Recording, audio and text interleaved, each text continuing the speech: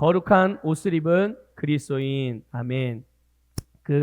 하나님께서 모세를 통해서 이스라엘 백성들에게 하나님의 집인 성막을, 하나님이 거하시는 그 성막을 지으라고 명령을 하셨어요. 그래서 모세는 이스라엘 백성들과 더불어서 그 성막을 만들게 되는데, 그런데 이렇게 성막을 만들라고 말씀하신 이후에 그 성막을 관리하고 운영할 사람들을 또 지명을 하셨어요.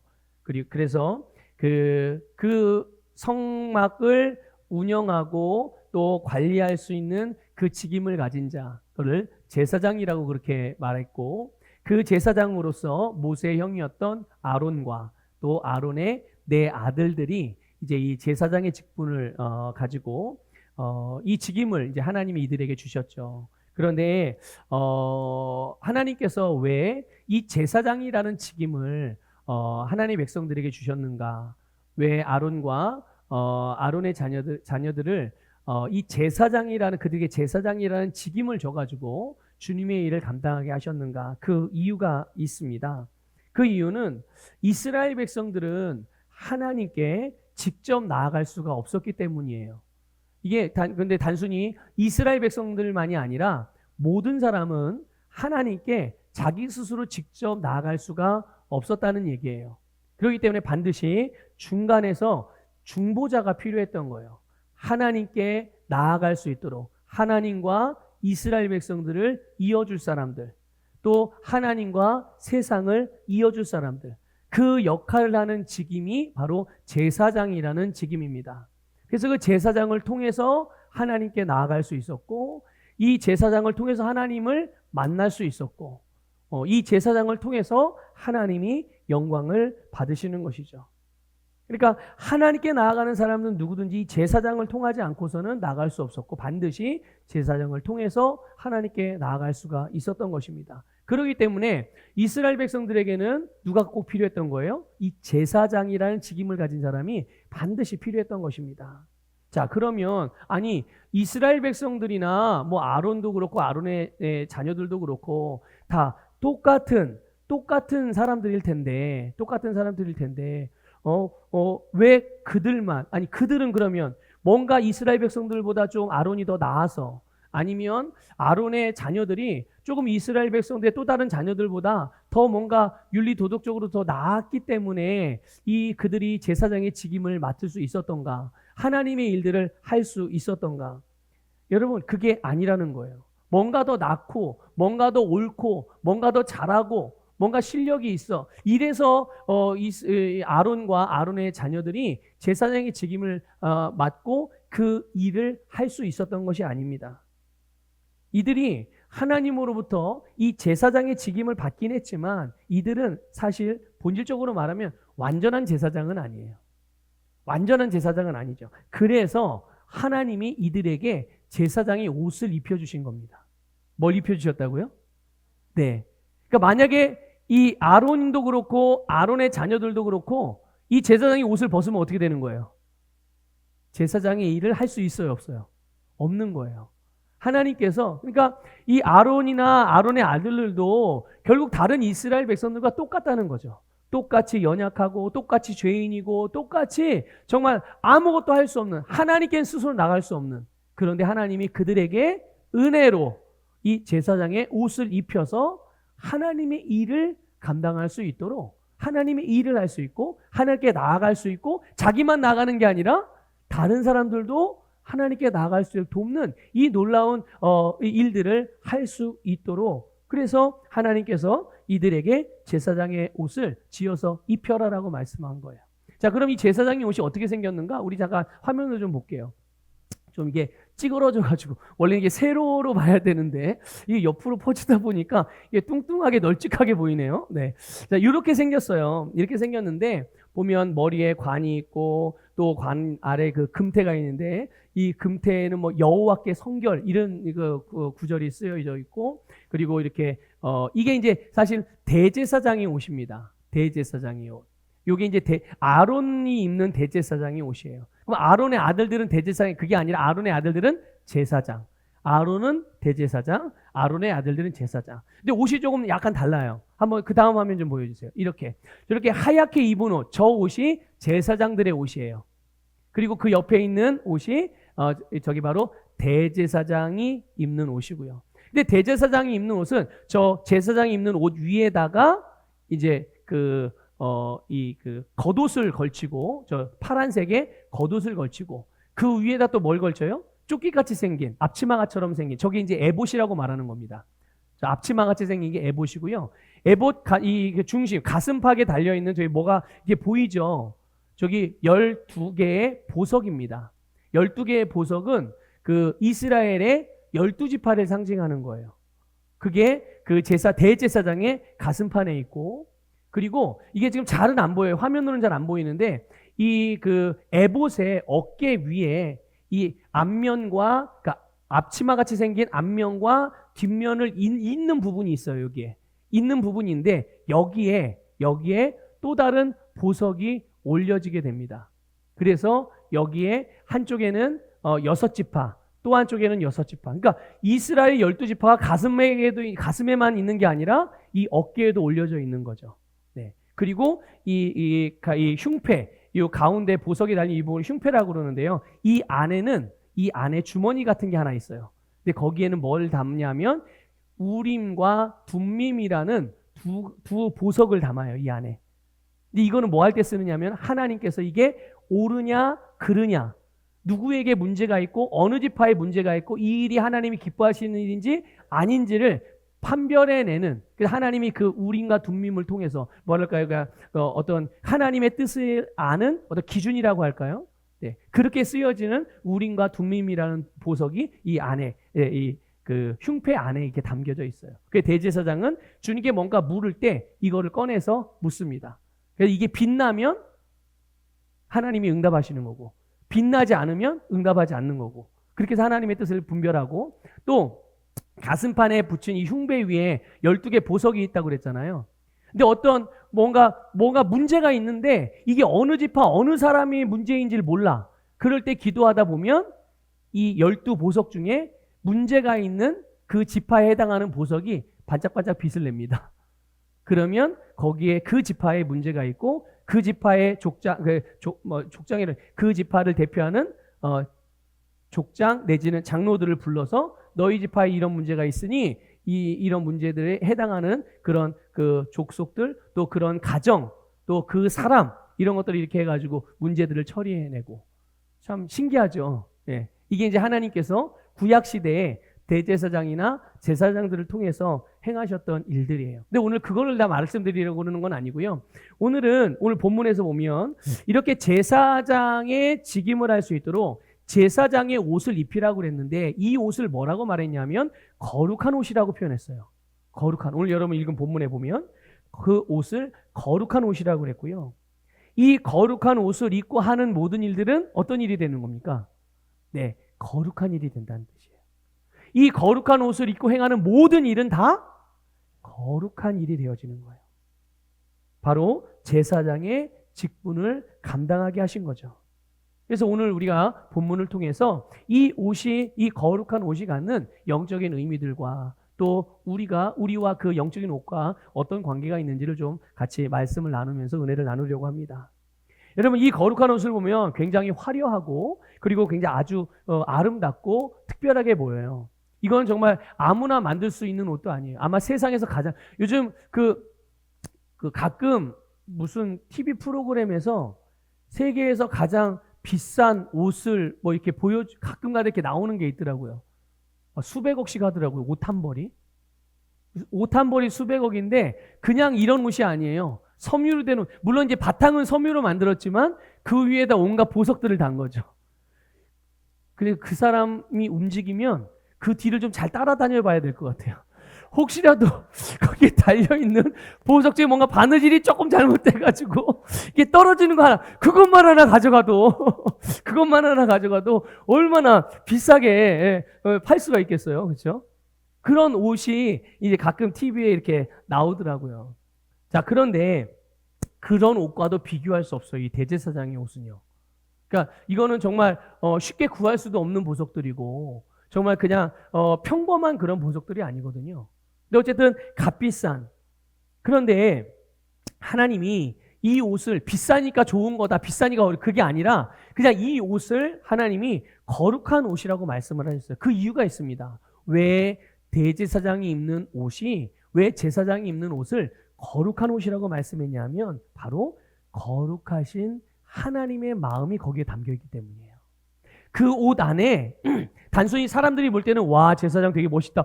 대제사장은 더 멋있네. 와, 우리는 언제 저런 옷을 입으나. 우린 죽었다 깨나도 저런 옷 못 입지. 이렇게 생각하고 또 그렇게 마음 먹고 그런 느낌이 들지 모르겠지만 이 대제사장과 제사장이 입는 옷이 이렇게 화려하고 아름다워 보이는 이 옷이 그럴 수밖에 없고 또 이 옷을 거룩한 옷이라고 불리는 것은 여러분 하나님, 거룩하신 하나님의 마음이 그 옷에 담겨 있어요. 그러니까 이 거룩한 옷은 결국 하나님을 드러내고 나타내는 옷이란 말이에요. 누구를요? 네, 이 옷은 하나님을 드러내고 하나님을 나타내는 옷이기 때문인 거예요. 하나님이 바로 이 옷을 통해서 자기 자신을 많은 사람들에게, 모든 사람들에게 나타내길 원하셨던 겁니다. 그러므로 여러분, 제사장이 입는 이 옷은 제사장 자신이 어떤 사람인지를 나타내기 위한 옷이 아니라는 거예요. 그게 아니라 이 제사장이 자기가 지금 뭘 대표하고 있고 자기가 어떤 사람이 되어야 하고 어떤 모습이 되어야 하고 그 사람이 나타내야 하는 바로 그것이 무엇인지를 나타내고 드러내기 위한 옷이라는 것을 여러분들 기억하십시오. 다른 말로 표현하면 이 옷은 하나님이 어떤 분인지를 나타내는 형상이라고도 표현할 수 있어요. 하나님이 어떤 분인지를 이 대제사장과 제사장이 입는 옷을 보면서 하나님이 이런 분이구나. 이런 것들을 알 수가 있는 것이죠. 여러분, 하나님이 이 세상에, 그러니까 하나님이 어떤 분인지를 이 세상과 모든 사람에게 완벽하게 나타내신 분이 있어요. 그분이 누굴까요? 네, 그분이 바로 예수 그리스도입니다. 모세도 아니고, 여러분 엘리야도 아니고, 우리가 그렇게 존경하는 다윗도 아니에요. 사도 바울도 아니에요. 여러분, 모든 것을 완벽하게 100% 하나님이 어떤 분인지를 이 세상과 모든 사람에게 나타내시고 드러내신 분이 바로 우리의 영원한 대제사장이신 예수 그리스도임을 믿습니다. 그러니까 우리는 예수님을 보면 하나님이 어떤 분인지를 알 수 있는 거예요.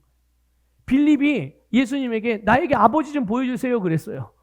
도대체 하나님 아버지가 어떤 분인지를 좀 보여주세요, 알게 해주세요 그랬더니 예수님이 뭐라고 대답하셨습니까? 나를 본 자는 아버지를 본 거다. 그러니까 여러분, 성경 말씀을 통해서 예수 그리스도가 어떤 분인지를 보십시오. 그것이 바로 하나님이세요. 예수님이 어떤 마음이고, 예수님이 어떤 일을 행하셨고, 예수님이 무엇을 추구하셨고, 예수님이 어떤 내용의 말씀을 하셨는지를 보게 되면 그것이 모두 다 누구를 나타내는 거라고요? 네, 하나님을 나타내는. 우리의 아버지, 도대체 내 아버지는 어떤 분이야? 제가 가끔 그러면 도대체 우리 엄마는 어떤 분일까? 그런 생각을 가끔 생각해 보거든요. 1년에 한두 번 정도씩. 도대체 나를 낳으신 엄마는 도대체 어떻게 생겼고 어떤 분일까? 아마 돌아가셨을 것 같아요. 연세를 생각해 보면. 네. 여러분, 나의 영원한 하나님 아버지가 도대체 어떤 분일까? 궁금하지 않으세요? 아니면 다 알고 계신가요? 여러분 다 하나님의 아버지를, 여러분의 아버지를 다 알고 계신가요? 뭐 그렇다면 제가 할 말이 없고요. 만약에 하나님이 어떤 분인지를 알고 싶다면 여러분 예수님을 보시길 바랍니다. 여러분 성경 말씀을 통해서 예수님을 보면 하나님이 나에게 이런 분이구나. 내 아버지가 이런 아버지시구나. 바로 주님을 통해서 알 수 있게 되는 거예요. 여러분 본문 5절에 보면요. 거룩한 이 옷, 이 거룩한 제사장의 옷에 가장 기본적인 재료가 나와요. 그 재료가 뭡니까? 금실, 청색, 자색, 홍색실, 가늘게 꼰 배실. 이 가늘게 꼰 배실이 흰색 실을 말하는 거고요. 네. 여러분 이 재료 어디서 많이 들어본 재료 아니에요? 익숙하지 않습니까? 이게 어디에 소용되었던 재료들일까요? 이게 무엇을 만드는데 사용되었던 재료입니까? 성막의 덮개 그리고 휘장을 만드는데 쓰여졌던 그런 재료와 똑같은 재료로 이 거룩한 옷이 지어지게 되는 거예요. 여기에 금실만 추가된 거죠. 여러분 금색실이 상징하는 것은 여러 가지가 있어요. 금색실은 이 금색이라는 것은 왕의 권위를 의미하기도 하고 하나님의 영광을 의미하기도 하고 믿음을 의미하기도 하는 거예요. 그러니까 여러분 결국 이 성막의 덮개나 휘장이 상징했던 게 무엇이었습니까? 바로 그것이 예수 그리스도를 상징했단 말이에요. 예수 그리스도를 나타내고 드러냈다는 것이죠. 마찬가지로 여러분 이 대제사장의 옷 역시도 예수 그리스도를 나타내는 것임을 믿으시기를 주님의 축복합니다. 그러니까 하나님이 이 대제사장의 옷을 통해서 예수님을 나타내시기를 원하신 거예요. 왜? 그 예수님을 통해 누가 드러나니까요? 당신이 드러날 수 있고 또 그 예수님을 통해서만 모든 사람들은 하나님을 볼 수 있을 뿐만 아니라 하나님을 알 수 있고 하나님께 나아갈 수 있고 구원받을 수 있기 때문임을 믿으시기를 축복합니다. 근데 단순히 영원히 구원받는 것뿐만 아니라 단순히 내가 죽어서 천국 가는 것만이 아니라 하나님의 기업을 그 각자에게 유업으로 받게 하기 위하여 하나님께서 이 예수 그리스도를 이 거룩한 제사장의 옷을 통해 나타내셨다는 것을 믿으시길 바랍니다. 하나님의 기업을 우리의 유업으로 주시기 위하여 그 거룩한 제사장을 통해서 하나님께 나오는 자들은 단순히 영원히 구원받는 것만이 아니라 여러분 그에게 하나님의 그 풍성하고 넘치는 기업을 유업으로 얻게 하시기 위하여 여러분 그것을 주님께서 우리에게 원하셨던 것임을 믿으시기를 축복합니다. 로마서 13장 14절 말씀을 같이 읽어보겠습니다. 시작. 오직 주 예수 그리스도를 옷 입고 정욕을 위하여 육신의 일을 도모하지 말라. 아멘. 여러분 이 로마서에서는 이 거룩한 옷을 무엇이라고 비유했습니까? 예수 그리스도를 옷이라고 비유한 거예요. 그리고 이것을 어떻게 하래요? 입어라. 이것을 어떻게 하라고요? 입어라. 여러분 예수님의 옷을 입으시길 바랍니다. 입으시길 바랍니다. 도대체 어떻게 입는 것이 그리스도로 옷 입는 게 과연 무엇이냐는 것이죠. 그래서 여러분 어떤 사람은요 어디 가면 이 예수 그리스도라는 옷을 벗고 가서 어디 가면 또 예수 그리스도라는 옷을 입고 이렇게 생각을 해요. 옷을 입으라 그러니까 그래 나는 옷을 벗고 있었지 나는 그러니까 이 말씀을 안 읽을 때는 모를 때는 벗고 있었다고 생각해요. 그리고 이 말씀을 읽고 그래 예수로 옷을 입어야지 그 다시 뭔가를 이렇게 입는 마음가짐을 갖습니다. 여러분 도대체 예수 그리스도로 옷 입는 게 무엇이냐는 것이죠. 어떤 의미냐는 것이죠. 여러분 갈라디아서 3장을 볼게요. 갈라디아서 3장 26절 27절을 같이 읽어보겠습니다. 시작. 너희가 다 믿음으로 말미암아 그리스도 예수 안에서 하나님의 아들이 되었으니 누구든지 그리스도와 합하기 위하여 세례를 받은 자는 그리스도로 옷 입었느니라. 여러분 누가 그리스도로 옷 입은 거예요? 믿음으로 예수 그리스도를 거듭나서 세례를 받은 사람. 이거 다른 말로 표현하면 예수 그리스도를 믿고 거듭난 사람은 이미 뭐 한 사람이에요? 네, 예수님의 옷을 입고 있는 사람이에요. 그러니까 여러분 옷을 벗었다 입었다 하는 게 아니라 그 거듭난 그리스도인 누구나 다 바로 이 예수 그리스도의 옷을 입었다는 사실을 믿으시기 바랍니다. 여러분 구약 시대의 대제사장이나 제사장들은요 성막을 나오면 어떻게 했을까요? 옷을 벗고 나와요. 들어가서 그 일할 때만 옷을 입어요. 그런데 그리스도인은요 예수 그리스도의 옷은 이걸 벗었다 입었다 하나요? 여러분 교회 올 때는 입고 교회 밖으로 집에 가면 교회에다 딱 벗어놓고 가요? 여러분 그 자리에다가 보통 교회들은 뭐 아주 큰 교회는 모르겠지만 어느 중소형 작은 교회들 중소형 교회들은요 성도들이 자기가 앉는 자리가 있어요. 누가 새로운 사람이 거기 앉으면 굉장히 딱 문에 들어올 때부터 아주 심기가 불편해요. 여러분 심기 불편해하지 마세요. 그 자리 제가 정해드린 것도 아니고 하나님이 거기 앉으라 말한 것도 아니에요. 예, 누가 와서 앉아도 그냥 편안하게 생각하십시오. 자, 여러분 그래서 그 자리에다가 내가 이제 예배 끝나고 나갈 때는 예수님의 옷을 딱 벗어놓고 이게 개놓고 이렇게 나갔다가 예배들 다시 와서 다시 입나요? 그거 아니죠. 예. 거듭난 그리스도인은 누구든지 항상 단 한 번도 그 옷을 벗지 않습니다. 잘 때도 그 옷을 입고 예배 드릴 때도 그 옷을 입고 밥 먹을 때도 입고 화장실 갈 때도 심지어 내가 잘못하는 그 순간에도 내가 뭐 하고 있는 거예요? 실제로는 예수님의 옷을 입고 있는 거죠. 그러니까 여러분 예수님의 옷을 입고 있으면서 잘못된 행동을 하거나 죄를 한다는 것은 어울리는 거예요, 안 어울리는 거예요? 그거 안 어울리는 거예요. 그래서 그걸 알기 때문에 내가 지금 누구이고 내가 무슨 옷을 입고 있고 내가 어떤 사람인지를 아는 사람들은요, 순간 변화되지 않은 사고방식이라든지 어떤 삶의 태도들 때문에 잘못할 수 있어요. 그때 어떻게 해요? 빨리 알아차려서 그 즉시로 돌이키는 거예요. 회개하고. 아, 이게 아니지. 아니, 내 삶은 이런 삶이 아닌데. 또 이런 거예요. 내 삶은 하나님께서 우리에게 그리스도로 옷 입은 사람들의 삶은 언제나 풍성하고 은혜롭고 사랑하고 아름다운 삶이에요. 축복의 삶입니다. 그런데 내 삶에서 그런 게 잘 안 보여져. 어떤 분야에서는 잘 그런 부분들이 보여지고 잘 형통한 부분이 있지만 어떤 분야에서는 그렇게 잘 느껴지지 않고 오히려 어려움과 힘듦, 이 고단함이 있을 수 있죠. 그러면 그거는 하나님께 나에게 주신 삶이 맞아요, 안 맞아요? 나에게 누리라고 한 삶이 아니잖아요. 그렇죠? 그럼 어떻게 하면 됩니까? 이거는 내 거가 아니니 이런 고통과 아픔들은 거절하고 그것을 우리는 하나님의 말씀과 하나님의 말씀, 하나님께서 말씀을 통해서 하나님의 자녀인 나에게 주신 복된 삶과 똑같이 되도록 예수 이름으로 그 환경을 선포하고 그 상황들에게 명령하고 거기에 필요한 또 주님께 지시하시는 성령이 인도하시는 방식으로 내가 행동하고 그렇게 하면서 상황과 환경을 변화시켜가는 자들. 이것이 바로 오늘 우리들의 삶이고 예수 그리스도로 옷 입고 살아가는 삶인 줄 믿으시기를 바랍니다. 그래서 여러분 이렇게 그리스도로 옷 입은 사람, 가장 거룩한 옷을 입은 사람, 이 제사장의 옷을 입은 사람들에게는 과연 어떤 일들이 일어날까? 여러분 본문 3절에 보면 이런 말씀이 있어요. 아론의 옷을 지어 그를 거룩하게 하여. 아론의 옷을 지어, 아론이 입을 거룩한 옷을 지어서 그를 어떻게 하라고요? 거룩하게 한다. 여러분 바로 그 거룩한 옷이 아론을 어떻게 한다는 거예요? 거룩하게 만든다는 거예요. 아론이나 아론의 아들들이나 이스라엘 백성들과 다르지 않은 똑같은 죄인이었어요.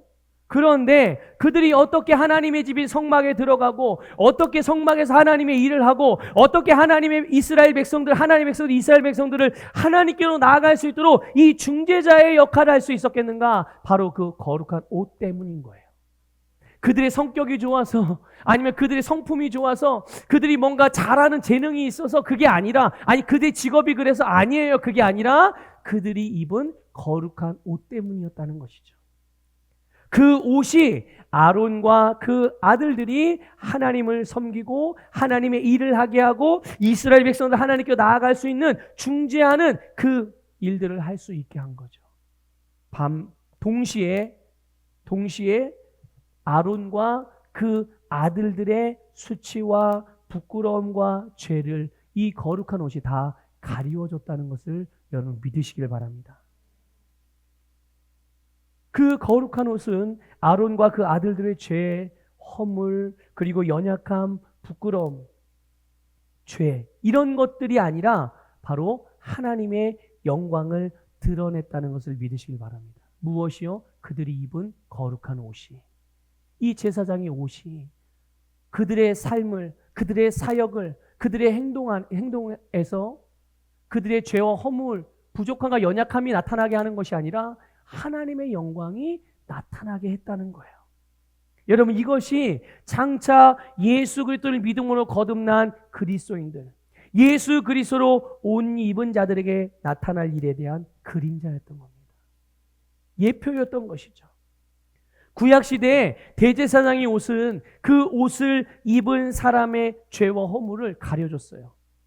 여러분 그러니까 이 가려졌다는 말을 잘 이해하셔야 됩니다. 그 죄와 허물을 가릴 수는 있었지만 그 죄와 허물을 없앨 수는 있었다 없었다? 없었어요. 그래서 그들은 그 옷을 벗으면 여전히 어떻게 되는 거예요? 죄인이었던 거죠. 그 옷을 입을 때에만 거룩한 일을 할 수 있었던 거예요.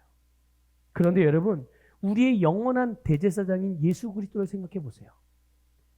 여러분 지금 입고 있는 예수 그리스도의 옷을 생각해 보십시오. 그 예수 그리스도께서는 십자가에서 죽으심으로 우리의 모든 죄와 허물을 가리워준 게 아니에요.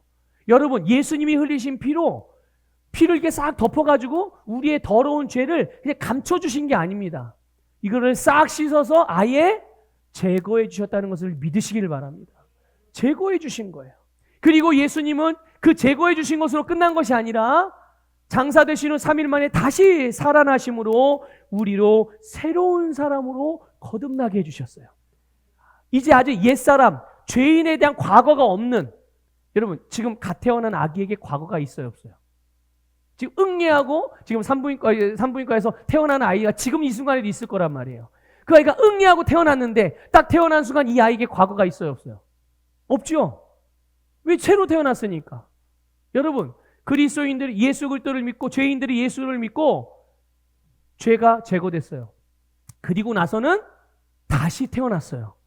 새로운 피조물로 다시 거듭났어요. 하나님의 자녀로 태어났어요. 하나님이 낳아주셨어요.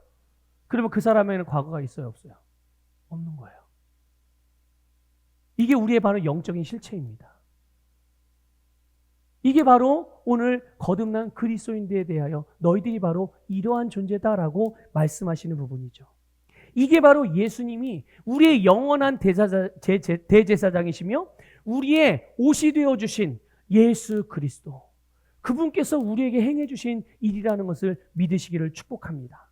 로마서 4장 25절은 이렇게 말씀하고 있어요. 같이 읽어볼게요. 시작. 예수는 우리가 범죄한 것 때문에 내줌이 되고 또한 우리를 의롭다 하시기 위하여 살아나셨느니라. 여러분, 예수 그리스도로 옷 입은 사람은 어떤 사람이에요? 하나님의 생명으로 태어난 하나님의 자녀일 뿐만 아니라 의의 본성을 가진 의인들이라는 것을 믿으시기를 축복합니다. 우리를 의롭게 하시기 위해서 예수님이 다시 살아나신 거예요. 더 이상 우리를 죄인이라 여기지 아니하시고 죄인으로 보지 아니하시고 이제는 우린 죄인이 아니라 하나님의 의의 본성을 가진 의인으로 우리는 이 세상을 살아가고 있음을 믿으시길 바랍니다.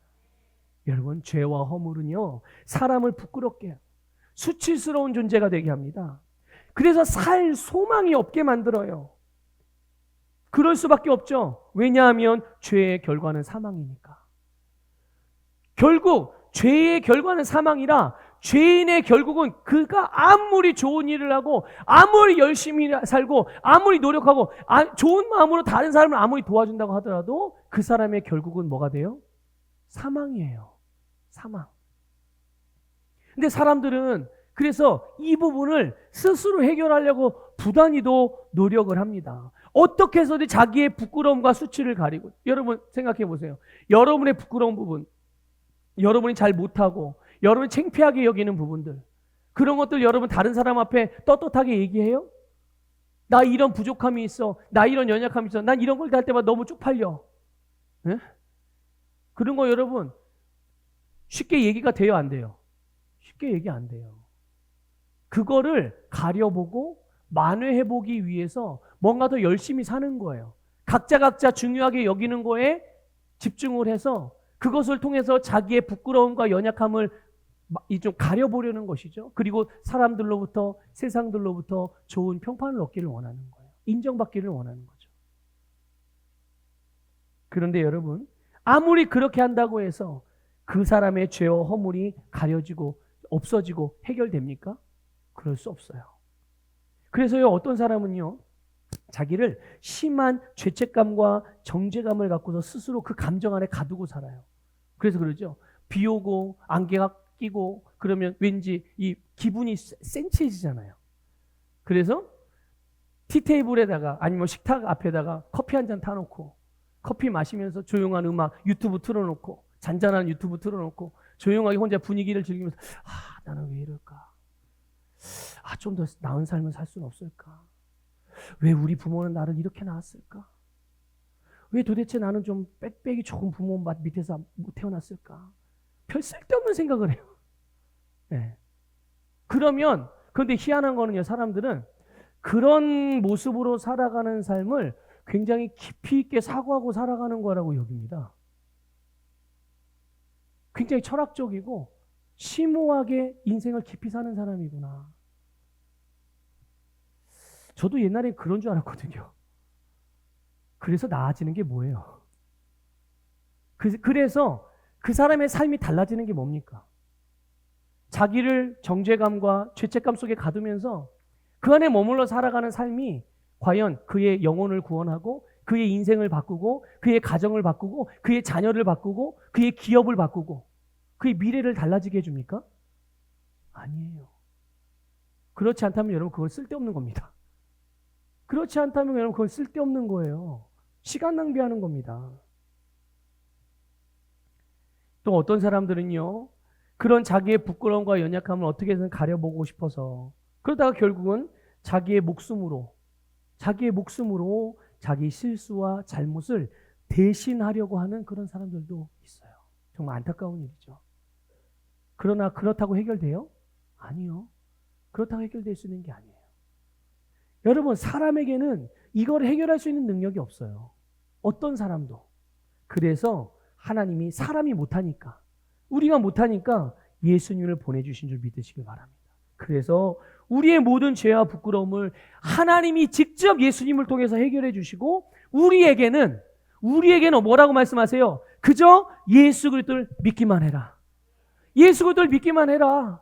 너희들은 뭐 구원을 얻고 인생과 영혼의 문제 해결하기 위해서 아무리 발버둥 쳐봐야 그걸 해결할 수 없으니 내가 한 일이 너희에게 이루어지도록 믿기만 해.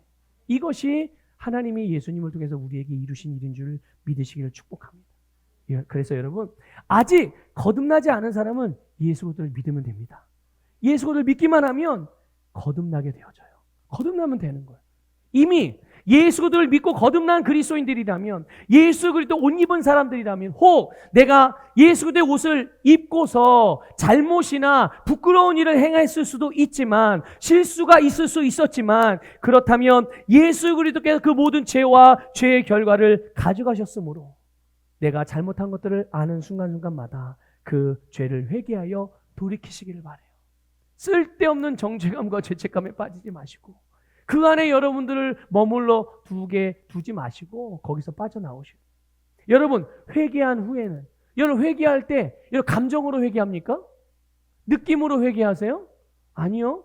여러분 회개할 때 세상의 윤리 도덕적인 기준으로 회개합니까? 아니요. 여러분 회개는 믿음으로 하는 겁니다. 회개는 믿음으로 하는 거예요. 예수 그리스도께서 나의 모든 죄를 가져가셨으므로 나의 모든 잘못과 실수에 대하여 용서해 주신 분이라는 것을 믿음으로 우리가 회개를 해요. 그러니까 믿음으로 했으니까 믿음으로 회개하면 더 이상 내 안에 잘못이 있어요, 없어요? 없어요. 용서받은 거예요. 이 용서에 대한 이 죄에 대한 대가를 치를 일이 없어요.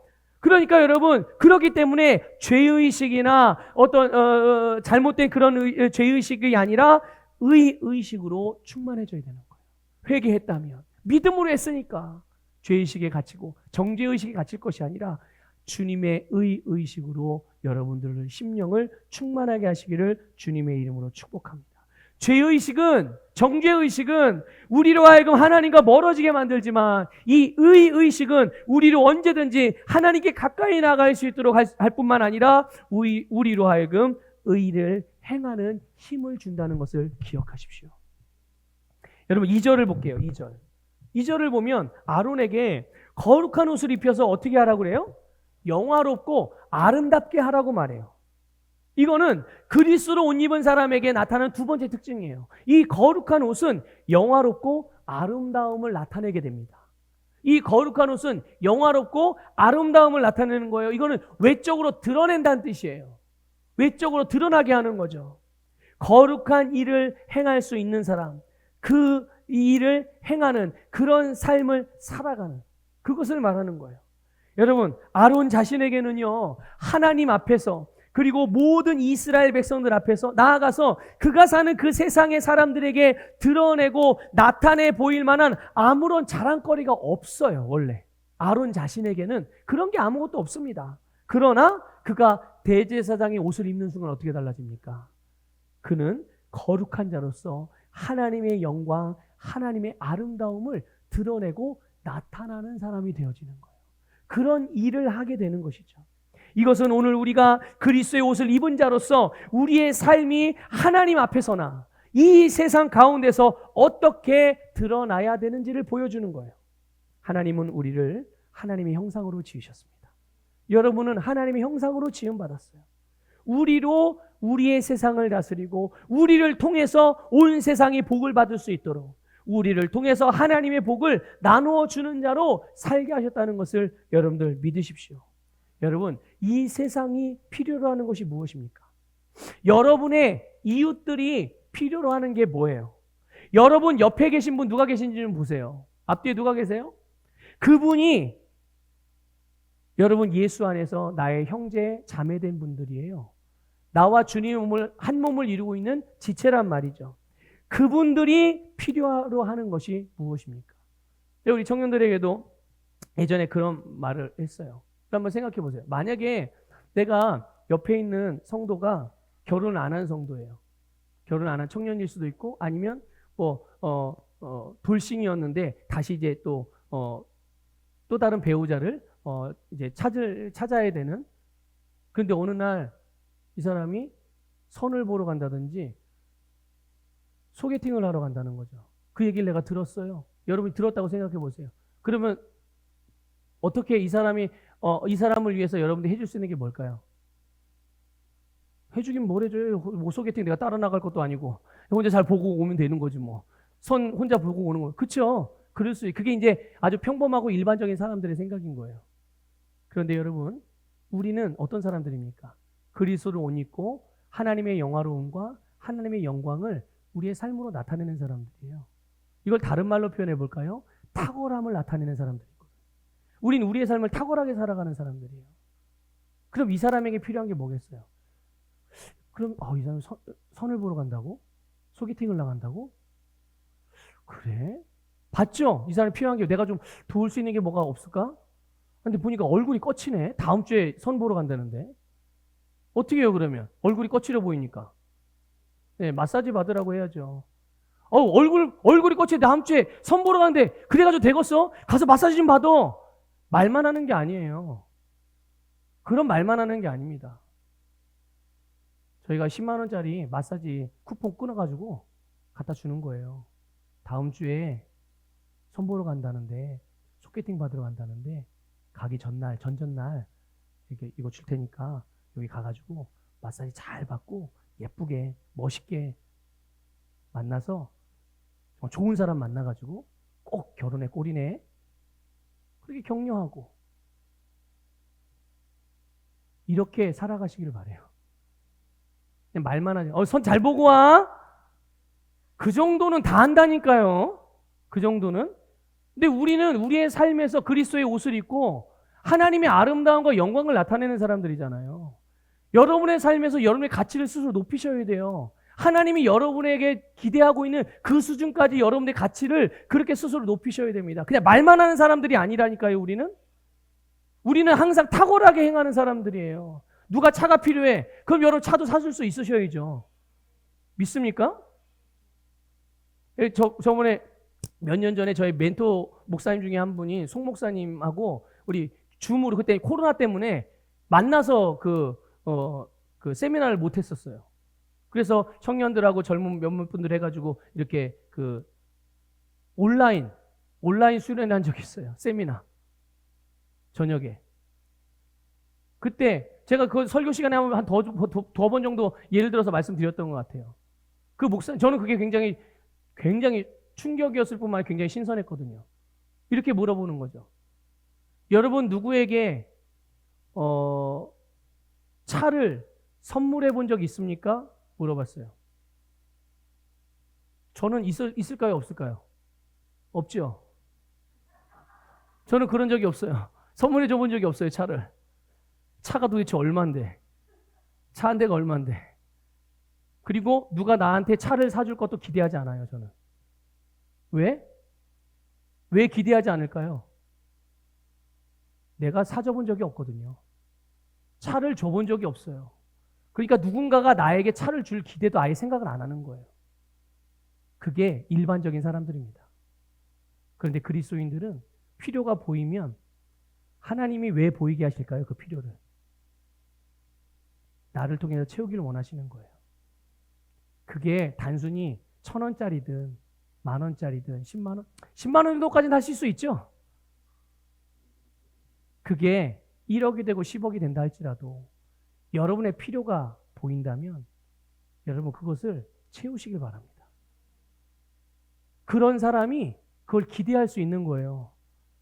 그걸 기대할 수 있는. 여러분, 하나님이 여러분들에게 얼마나 축복하기를 원하십니까?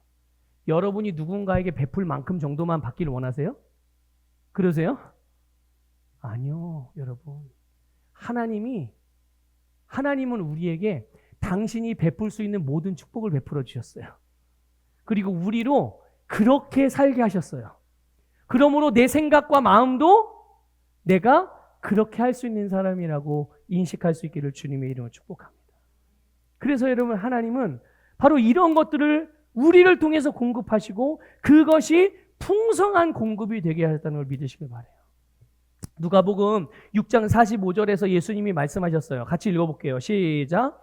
선한 사람은 그 마음에 쌓은 선에서 선을 내고 악한 자는 그 쌓은 악에서 악을 내나니 이는 마음에 가득한 것을 입으로 말함이니라. 아멘. 자, 아까 그걸 제가 얘기하려다 말하는데 제가 그래서요, 저는 아닌데 저는 그런 깜냥이 안 되는 것 같아요.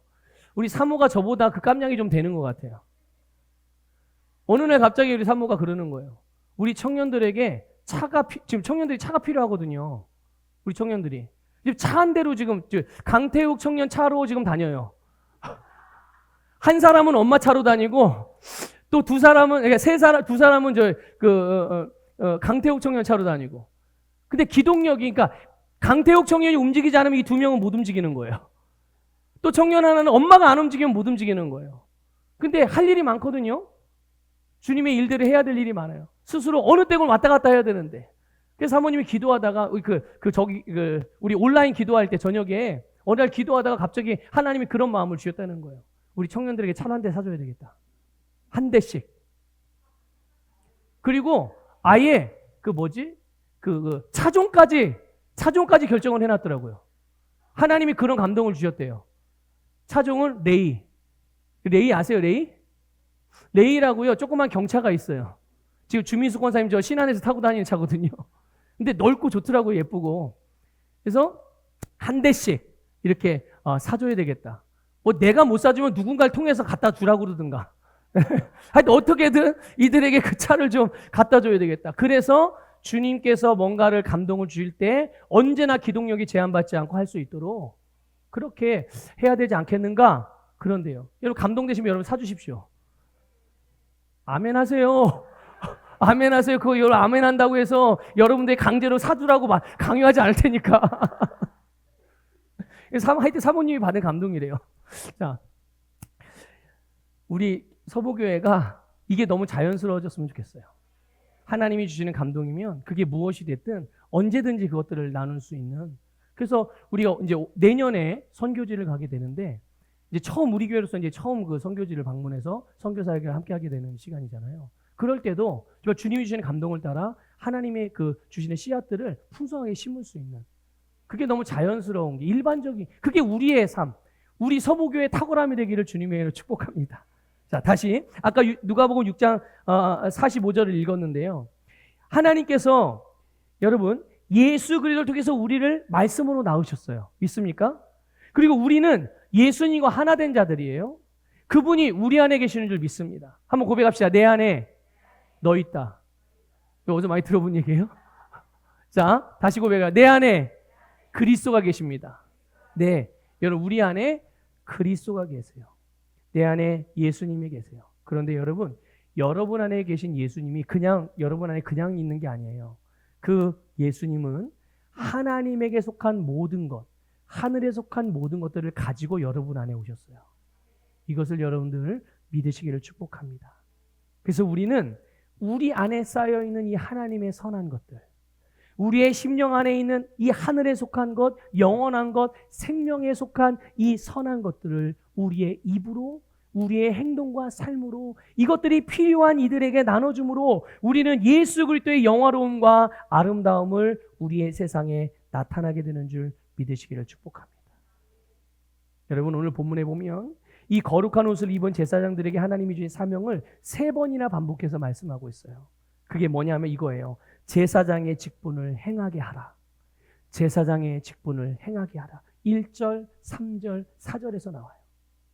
이 제사장의 직분은 오직 거룩한 옷을 입은 사람들만 행할 수 있는 일이거든요. 그 일이 뭡니까? 한마디로 말하면 여러분 사람을 살리는 일입니다. 영혼을 살리는 일이에요. 여러분, 가난한 사람을 살리는 일, 병든 사람을 살리는 일, 죽은 자를 살리는 일, 방황하는 자를 살리는, 어떤 악한 귀신에 사로잡힌 자라도 살리는 일, 인생에 어떤 소망도 없는 이들이 살아날 수 있는, 여러분, 모든 사람이 진정으로 생명을 얻고 영원히 살 수 있는 것, 그것은 바로 그들이 하나님을 만나는 일이거든요. 그렇게 그런 자들로 하나님을 만나게 해줄 수 있는 이 일을 하는 것이 바로 제사장의 직분이라는 것을 믿으시길 바랍니다. 이것이 예수 그리스도로 옷 입은 그리스도인에게 주어진 바로 제사장의 직분이요, 바로 세상을 살리는 일인 것이에요.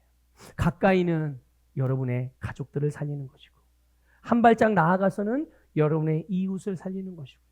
더 멀리 확장해서 우리가 멀리 바라본다면 우리의 세상을 살리고 궁극적으로 모든 사람을 살리는 그 일이 하나님께서 예수 그리스도의 옷을 우리에게 입혀주셔서 우리로 하여금 하게 하신 일이라는 것을 믿으시기를 축복합니다. 모든 사람들을 예수님의 복음으로 하나님 앞으로 인도하는 것, 그게 우리의 직분인 줄 믿으시기를 축복합니다.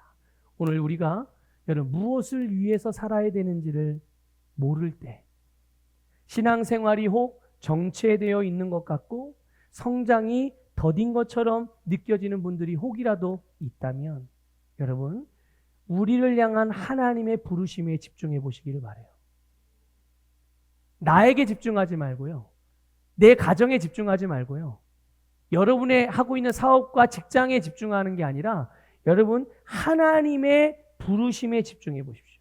내 일이 아니라 하나님의 일을 생각하고 내가 아니라 하나님을 바라봐요. 그러면 우리는 하나님과 같이 점점 더 영광스럽게 변화되어 갈 것이고, 우리가 바라보고 있는 그 하나님의 일들이 우리의 삶에서 점점 더 많이 이루어지게 되는 것뿐만 아니라 나를 통해서 하나님의 나라가 확장되어져 가는 것을 여러분 경험하게 될 것이에요.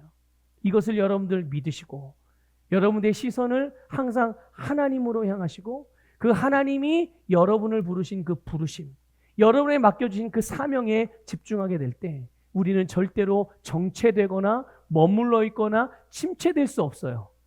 우리가 침체되고 정체된다, 그것은 여러분 주님으로부터 눈이 떨어졌기 때문에 그래요. 시선이 주님이 아니라 다른 것에 가 있기 때문에 그래요. 시선의 방향만 바꿔도, 시선의 방향만 정확하게 해도 우리의 인생은 흥미진진해지게 되는 거고 아주 역동적이 되어지는 거고, 여러분 승리하는 삶을 살아갈 소망으로 충만해진다는 것을 믿으시기를 축복합니다.